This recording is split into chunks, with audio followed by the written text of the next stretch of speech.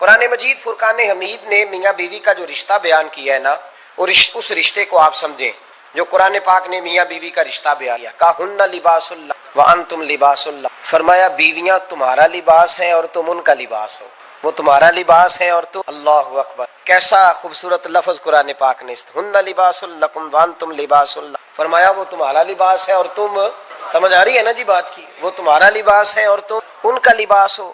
تین خوبیاں تو ہر لباس میں ہوتی، تین چیزوں کے لیے لباس پہنا جاتا ہے، تین چیزیں، تین قسم کی آسائشیں لباس میں پائی جاتی ہیں، اس پر تو تمام مفسرین کا اتفاق ہے۔ سب سے پہلی چیز، لباس جو ہوتا ہے وہ بندے کو گرمی اور سردی سے بچا، سخت سردی میں لباس لے لیں تو بندہ سردی سے بچ جاتا ہے۔ اس کا مطلب یہ ہوا کہ میاں بیوی ایک دوسرے کا لباس ہیں، اگر بیوی کی طرف کوئی تکلیف آتی ہے تو میاں اس کو اور اگر میاں کی طرف کوئی تکلیف آتی ہے تو عورت اس کو بچاتی ہے۔ میاں بیوی ایک دوسرے کا لباس ہے۔ لباس کیا کرتا ہے؟ لباس آدمی کے عیب چھپاتا ہے، اس کے وجود پر کتنے دھبے ہیں، کتنے نشان ہیں، وہ سارے چھپا لیتا ہے لباس۔ میاں بیوی ایک دوسرے کے عیب چھپانے والے ہوتے، عیب بتانے والے، رونا رونے والے نہیں ہوتے کہ بی بی جب بھی میکے گئی اس نے جا کے رونا شروع کر دیا، اتنی میں تانگو دوسرا ہے ہی کوئی، اور خامد صاحب جب بھی ملے انہوں نے ایک ہی راگ الاپنا شروع کر دیا کہ میری کیا بات تھی، مجھے مل کیا گیا، میں کیا تھا، میرے ساتھ ہوا کیا ہے۔ تو لباس ہیں، ایک دوسرے کا عیب چھپائیں گے، بولیے ایک دوسرے کا عیب چھپائیں گے، ایک دوسرے کی غلطیوں کی پردہ پوشی کر۔ اور تیسرا لباس کا کیا مقصد ہوتا ہے؟ لباس شخصیت کا آئینہ دار ہوتا ہے، لباس آدمی کی اچھی اور خوبصورت طبیعت کا حصہ ہوتا ہے، جو لباس ہوتا ہے وہ انسان کو زینت بخشتا ہے، خوبصورت کر دیتا ہے۔ داڑھی والا آدمی ننگے سر پھرے تو خوبصورت نہیں لگتا، ٹوپی پہن لے تو بڑا پیارا لگتا، ٹوپی پہنے تو بڑا، اور اگر امامہ باندھ لے تو نور نالا نور ہونا شروع ہو۔ اللہ کرے آپ خوش ہو جائیں، آمین تو کہہ دیں، اور اللہ کرے فجر کی نماز آپ امامہ باندھ کے پڑھ لیں، آمین تو کہیں۔ کونی جنہ دی داڑھی نہیں انہوں نے رکھنی چاہیے، جنہ دی نہیں انہوں نے موضوع نہیں تھا، پر ہماری بھی مجبوری ہے، داڑھی آئی جاتی ہے، ہو جاتی، رکھنی چاہیے۔ سب یاد رکھیں، لباس آدمی کو زینت دیتا ہے۔ قرآن مجید کے لفظوں پہ غور کرو، اگر تو شادی کے بعد بیوی کے آنے کی وجہ سے خامد کو سکون نہیں ملا تو اس کا مطلب ہے اس نے گھر کو زینت نہیں، اور اگر شادی کے بعد اس بچی کو تحفظ نہیں ملا، اس کو اپنے گھر کے اندر سکون نہیں ملا، تو اس کا مطلب ہے خامد نے اسے زینت، اس لباس نے زینت نہیں دی۔ میاں بیوی ایک دوسرے کا لباس ہے، اس مقدس رشتے کو اسلام نے باندھا، اور لباس کہہ کے باندھا۔ میرے رسول کریم علیہ الصلوۃ والسلام نے پہلے تو خارجی لوگوں کو منع کیا ہے۔ میری ذاتی رائے یہ ہے کہ میاں بیوی کی ذاتی لڑائی، کوئی ذاتی لڑائی، میری باتوں کی سمجھ تو آ رہی ہے نا آپ دوست؟ کوئی نہیں آ رہی؟ اللہ جزا دے آپ۔ میاں بیوی کی ذاتی لڑائی کوئی نہیں ہوتی، ہوتا پتہ کیا ہے؟ لڑکے سے پوچھیں کہ بتائے جناب کیا حال ہے، تو بیوی میری صحیح ہے، اس کے گھر والے نہیں۔ سنے آپ نے بھی کبھی یہ لفظ؟ تو اسی طریقے سے اگر لڑکی سے پوچھیں کہ تیرا کیا حال ہے تو کہتی ہے خامن تو میرا دھیان رکھتا ہے، اس کی اماں نہیں خیال رکھتی۔ تو لڑائی جو ہوتی ہے وہ تیسرے آدمی کی وجہ سے ہوتی ہے، تیری اماں آئی تھی تو اس طرح کہہ گئی، تو تیرا بھائی آ گیا تھا تو وہ یہ کہہ گیا، تیسرے فرد کی وجہ سے۔ میرے نبی علیہ الصلوۃ والسلام نے تیسرے بندے کو سمجھایا ہے، تیسرے فرد کو حضور نے سمجھایا ہے۔ نبی پاک علیہ الصلوۃ والسلام نے فرمایا خبردار، ماں، بھائی، بیٹا، باپ، سارے لحاظ کریں، بسنے دے میاں بیوی، اگر شادی کر دی ہے تو ان کو سکون سے رہنے دو۔ تم دو جملے کہہ کے چلے گئے، کوئی عیب نکال کے جو چھپا ہوا تھا خامن کی نظر میں وہ نکال کے بتا دیا کہ تیری بیوی یہ کام بھی کرتی، اب تم تو ہٹ گئے وہ بات کہہ کے، اب انہوں نے اکٹھے رہنا ہے، ان کی زندگی مصیبت کا شکار ہو گئی، آزمائش میں آ گئے وہ دونوں، ساری زندگی کڑتے رہے۔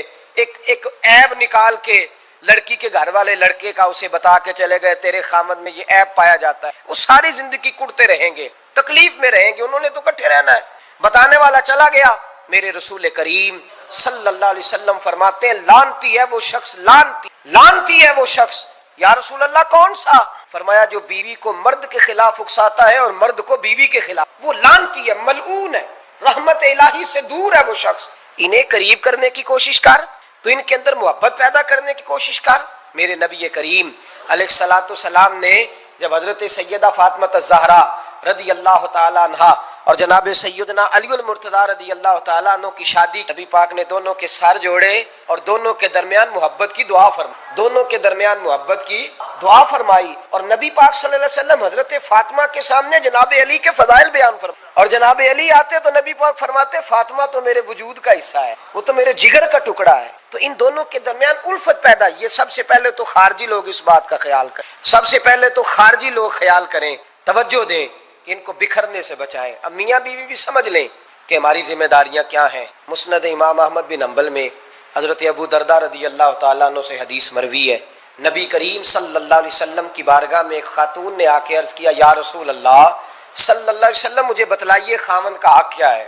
یہ جو حدیث سنانے لگا ہوں نا یہ بیٹی کو سنانی ہے, یہ ٹیلی فون کر کے بہن کو سنانی ہے, صرف بیوی کو سنانے کی نہیں ہوتی یہ چیز. یہ حدیث بیٹی کو سمجھائیں, بہن کو سمجھائیں, ان لوگوں کو سمجھائیں تاکہ, اور یہ یاد رکھیں خاوند کے حقوق اگر بچی کے گھر والے اسے سکھائیں نا تو اس کی سمجھ میں جلدی آ جائے, اور بیوی کے حقوق اگر خاوند کے گھر والے اس کو سمجھائیں تو اس کی سمجھ میں بات جلدی آئے گی. وہ خیر خواہ سمجھتے ہیں اپنے رشتہ داروں.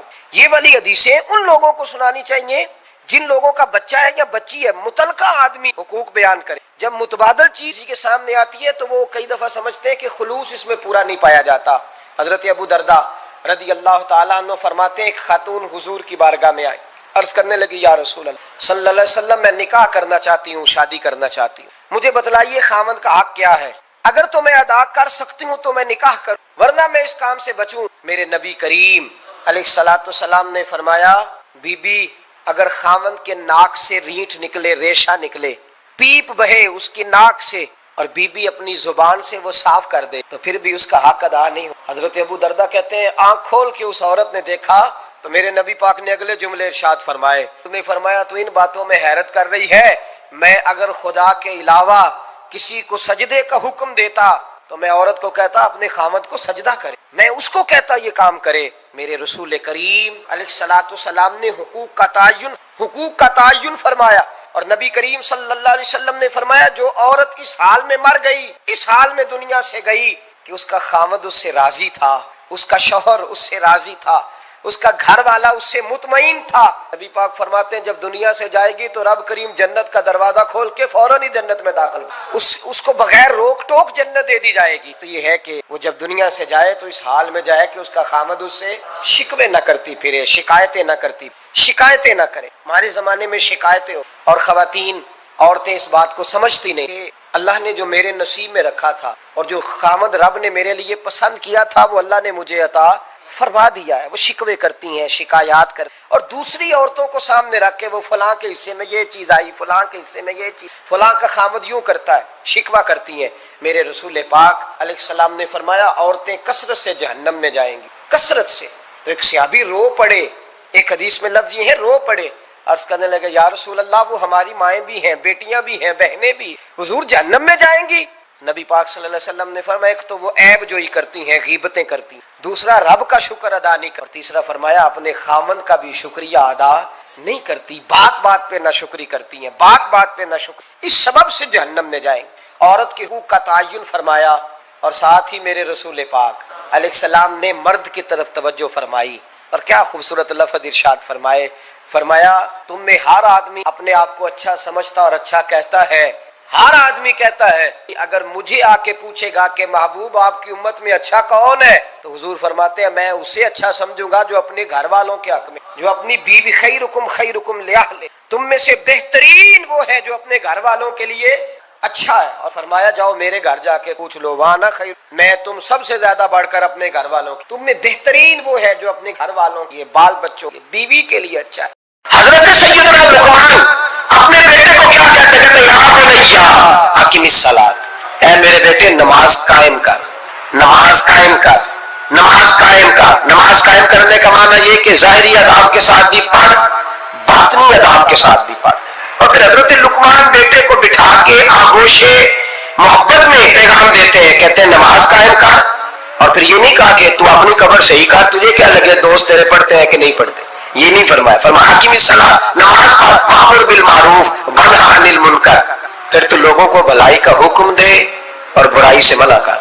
یہ باپ اپنے بیٹے کو نصیحت کر رہا ہے, اور پھر پتہ ہے جب کوئی بھلائی کا حکم دے برائی سے منع کرے تو اسے تکلیف بھی آتی ہے. پھر اپنے بیٹے کو کہنے لگے واصبر علی ما اصابک, اور اس رستے میں جب تیرے اوپر کوئی مصیبت آئے تو تو نے صبر بھی کرنا ہے. نیکی کا حکم دینے اور برائی سے منع کرنے کے رستے میں جب کوئی مصیبت آئے تو بیٹے تو نے اس پر. اور اب باپ اپنے بیٹے کو نصیحت کرتے ہیں, کہنے لگے بیٹے یہ تو ایسے نہ سمجھا کہ نماز پڑھنا کوئی عام کام ہے, ایسے نہ سمجھنا کہ لوگوں کو بھلائی کا حکم دینا کوئی عام کام ہے, یہ عام کام نہیں, इन्ना ज़ालिका मिन अज़्मिल उमूर, फरमाया ये बड़े हौसले वाले काम है, ये बड़े हौसले वाले बड़े हिम्मत वाले काम है जो मैं तुम्हें बता। बाप अपने बेटे को ये नसीहत कर रहा है। मुल्ला जामी ने इसको लिखा है, मुल्ला अब्दुल रहमान जामी कहते हैं सैयदा फातिमा ज़हरा के पास इमाम हसन और हुसैन जब भी जाते थे ना, बीबी साहबा ये आयत पढ़ के सुनाती थी। ये आयत बीबी साहबा सुनाती थी कि बेटे नमाज कायम रखनी है, भलाई का हुक्म देना है, बुराई से रोकना है, और इस रास्ते में जो मुसीबत आएगी उस पे, और इन्ना ज़ालिका मिन अज़्मिल उमूर, बेटे ये मामूली काम नहीं, ये बड़े अज़म वाले काम, ये बड़े हौसले वाले। अल्लाह ताला जब किसी बंदे को नवाजता है ना तो बंदा भी मेहनत करता है, लेकिन उसकी मेहनत से ज्यादा अल्लाह के फजल का दखल हो। तो बंदे कई दफ कहने लग जाते हैं बड़ी मुशक्कत की, बड़ी मेहनत की, कुछ भी नहीं होता, ज्यादा अल्लाह के फजल का इन्हिसार होता है। पर रब जैसे चाहता है वैसे फैसले। आप फरमाते हैं छोटा सा था, वालिद इंतकाल कर, वालदा थी मेरी और हम दो भाई थे। फरमाते हैं बच्चे खेलने के लिए निकले तो मैं भी उनके पीछे खेलने निकल, एक बैल बच्चों के काबू आ गया। तो बच्चों के काबू को चीज आ जाए तो फिर वो उसका जो हाल होता है वो तो हमें पता ही, हम सारे बच्चे रह चुके। तो कहते हैं वो बैल काबू आ गया, कोई उसके कान छेड़ता, कोई उसकी दुम छेड़ता, कोई उसके सींग छेड़ता, कोई किसी जगह से उसे तंग करता। मुख्तलिफ बच्चे उसको ना दुम से पकड़ के हिलाते, बैल भागता। हुजूर गौसे पाक फरमाते, और मैंने जब उसकी दुम पकड़ के हिलाई तो बैल ने मेरी तरफ मुंह किया और कहने लगा अब्दुल कादर तू तो ना ऐसे कर, बोल के कहने लगा तू तो ना ऐसे कर, तुझे रब ने इन कामों के लिए पैदा नहीं फरमाया। आप फरमाते मुझे इतना खौफ तारी हुआ, बैल को बोलते देखा था पहली दफा, बैल को। अब मेरे सुन्नी को भी दलीलों की जरूरत हो, दलील ना दें, किसी बुजुर्ग की बात सुनाए तो सुन्नी भी थोड़ा थोड़ा दाएं बाएं दे। ये शोर ऐसा हुआ है ना प्रोपेगेंडा। हदीस पाक सुना देता, रसूल करीम सल्लल्लाहु ताला अलैहि वसल्लम फरमाते एक शख्स ने बैल पे सवारी कर ली थी। बैल सवारी के लिए नहीं पैदा की, सवारी के लिए ऊंट हैं, खच्चर हैं, घोड़े हैं, गधे हैं, बैल खेती बाड़ी। उस शख्स ने जब बैल पे सवारी की तो बैल पीछे मुड़ने लगा और कहने लगा यार तू, कहने लगा मुझे अल्लाह ने सवारी के लिए नहीं पैदा की, मेरे से वो काम ले जिसलिए मैं पैदा किया गया हूँ। तो बंदा डर गया, कहने लगा बड़ी हैरानगी वाली बात नहीं कि बैल बोलता है। तो बैल फिर बोल पड़ा, कहने लगा इससे भी ज्यादा हैरानगी वाली बात है। उसने कहा वो क्या? कहने लगे मदीने में नबी पाक आ गए हैं और तूने अभी तक कलमा ही नहीं। ये उससे भी ज्यादा हैरानगी वाली बात है। जामिल वजूद है, हुजूर आ गया और तूने कलमा ही नहीं पढ़ा। वो शख्स कहता है मैं सर पट दौड़ा, जब आके इसने खड़ा हुआ दूर मुस्कुराया, मैं आजा पढ़ ले कलमा, मुझे पता है तुझे किसने भेजा। की बातें मान ली करें, मैं बड़ी जिम्मेदारी से कहता हूँ रब करिए कोई बंदों की बात किताब और सुन्नत के खिलाफ नहीं, वही तो किताब और सुन्नत आगे पहुंचाने वाले होते हैं। हुजूर गौसे पाक फरमाया वो डर के घर आया, जब घर पहुंचा तो मेरे कानों में आवाज आ रही थी लब्बैक अल्लाहुम्मा लब्बैक लब्बैक ला शरीक लक। फरमाते मैं छत पे चढ़ा और मैंने जीलान में अपनी छत पे खड़े होकर देखा, तुम हज के दिन थे, मेरी सीधी नजर मैदान अरफात पे, लोग मैदान अरफात में बैठ के लब्बैक लब्बैक पढ़ रहे थे। पहले मैं वहां से डर के आया, फिर छत से उतरा, माँ को सारी बात बता। तो कहती है मेरी माँ कहने लगी बेटे जब तू पैदा होने वाला था तो मुझे बड़ी बिशारत। फरमाते हैं माँ ने ना खोला बक्सा सिंदूक तो 80 दिनार निकल। मैं पुत्र तुम दो भाई हो और तुम्हारा बाप कुल जागीर 80 दिनार छोड़ गया, 80 40 तुम्हारे 40 तुम्हारे भाई। फरमाया बेटा एक बात का ख्याल रख, मैं और तू तुम्हारा बाप कोई नहीं, मैं पीछे नहीं आ सकता, ये 40 दिनार ले जा और जा बगदाद चला, जाके तालीम हासिल कर। बेटे मैं पहुंच नहीं सकती, ख्याल रखना। माँ जब इन लफ्जों में तरबियत करे, माँ जब कहे, देखा ना मेरे भाई, माँ जब सच का दर्स देती है तो बच्चा सच ही बोलता है। अगर अम्मा कहे कि बेटे मैं बात करने लगी हूँ, तेरी दादी को ना पता चले, ये पुप्पी के सामने नहीं करनी, बल्कि कई दफा अम्मा कहे अब्बा है ना रात को तो उसको नहीं बताना, और फिर अम्मा ठीक 15 मिनट के बाद के बेटा हमेशा सच ही बोलना, तो सच बोलेगा। क्यों बोले? क्योंकि इसलिए कि अम्मा ने उसे पहले बता दिया है कि सच ये बात करनी नहीं किसी से, मैं कर रही हूँ पर तुम्हें किसी से नहीं करनी। तो आपने 3 लेक्चर तो उसको छूट के दे दिए। अब अगर आप उसे कहें सच बोल तो वो बोलेगा। आपने खुद कहा कि बेटे ये टेलीफोन उठा, इस बंदे के पैसे देने, इस फोन सुन, इसको कहना कि मेरे अब्बा जी फोन घर में भूल गए। फिर दरवाजे पे दस्तक हुई, आप अंदर बैठे थे, बच्चे से कहा कि जाके बाहर कह दो कि अब्बा जी घर में मौजूद है। फिर आपने ठीक 1 घंटे के बाद उसको सच का लेक्चर देना शुरू कर दिया, बोलेगा सच।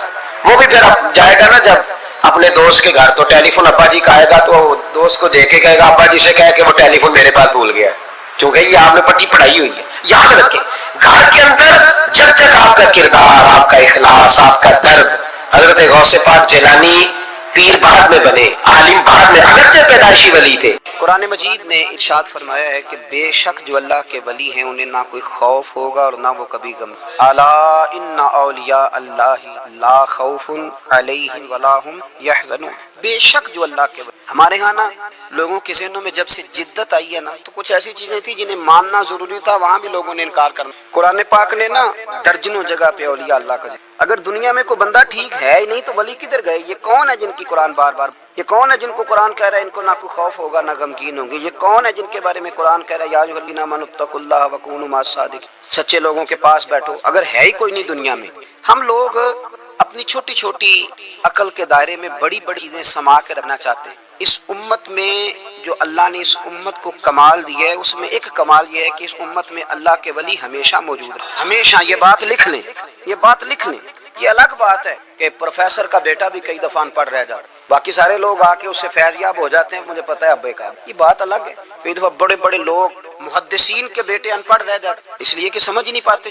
اللہ کے ولی ہمیشہ تھے اور ہمیشہ رہیں گے، اور دین کو کسی بندے کی ضرورت نہیں ہے، دین کسی کا محتاج نہیں، لیکن اللہ نے بندوں کے ڈیوٹی کہ دین کے چمن میں کوئی جڑی بوٹی آ جائے تو بندے ہی اسے کاٹتے ہیں، دین کے چمن کی آبیاری بندے ہی کرتے ہیں، بندے ہی بیج لگاتے ہیں، بندے ہی اس فصل کو پانی دیتے ہیں، یہ ڈیوٹیاں ساری اللہ کے بندے ہی کرتے ہیں کی بات ہے، اس میں کوئی اختلاف کیا جا سکتا۔